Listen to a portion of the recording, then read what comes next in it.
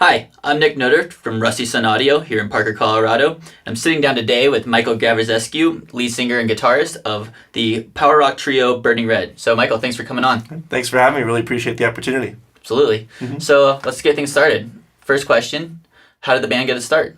How did the band get its start? That's a great question. So when I was about 10, I started playing guitar. I picked it up, and I started singing about maybe 5 years after. And I've been in all sorts of bands throughout Los Angeles. But there was something about those bands that didn't quite spark my attention very much. And so I decided to kind of depart myself from being, a background guitarist. And I formed Burning Red with the intention to kind of bridge together the 70s, the 80s, grunge, and kind of the more current rock and metal stuff, and just kind of have a band that represents all those generations of rock and roll and put it all into one. So that's kind of what we're going for. Got it. What was your thought process like writing this album? Well, a lot of what I tend to write could be what I'm feeling at the time. So if I'm feeling happy, I'll write something that represents that. If I'm feeling kind of down or upset, I'll write something that, represents how I might be feeling at that time as well.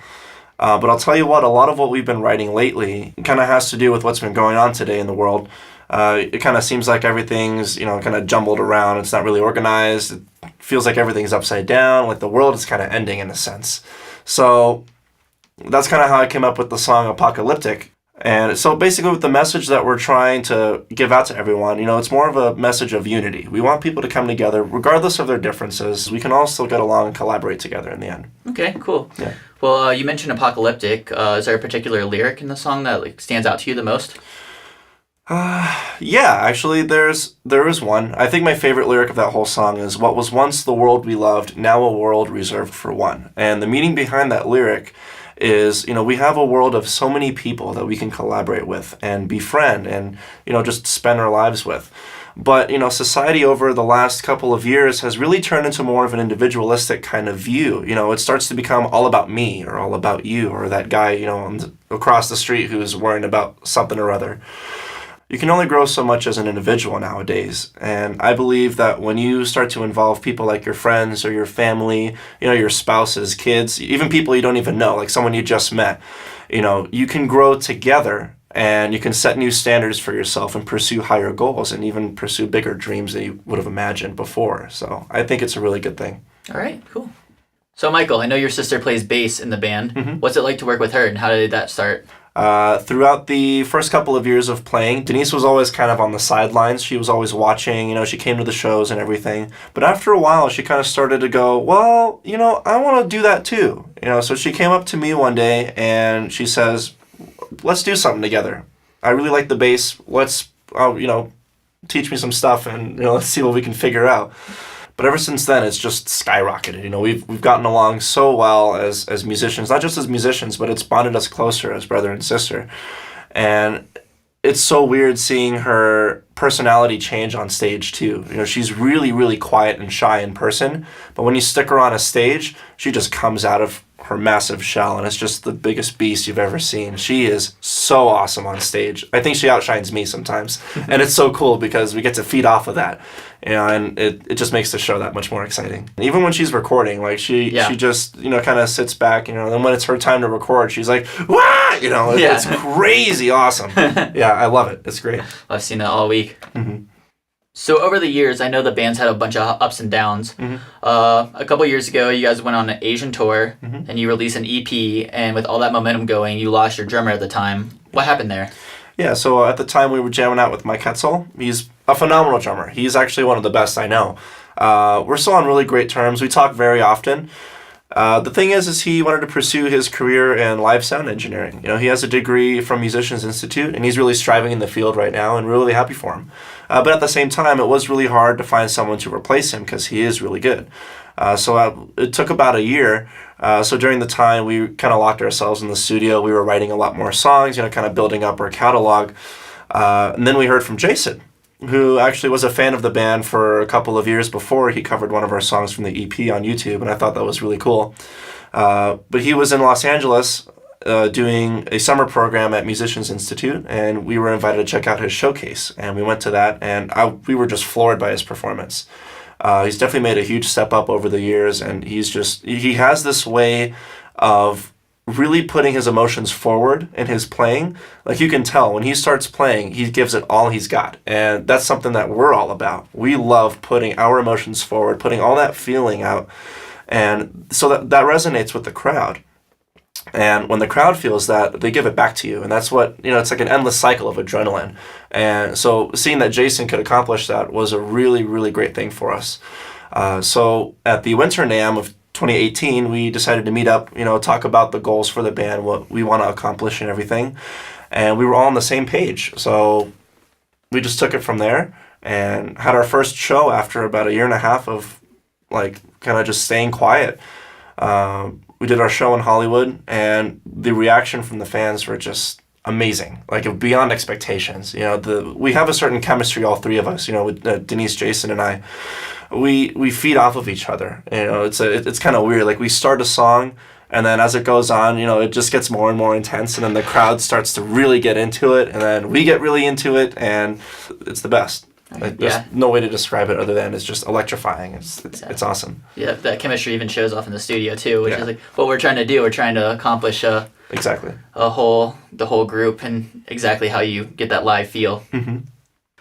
So you mentioned that you guys go to NAMM. When you go, are you going for fun, or do you just go to represent somebody, or what are you doing there?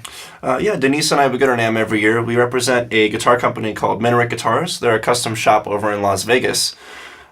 They have some crazy body styles. That's kind of what they're known for.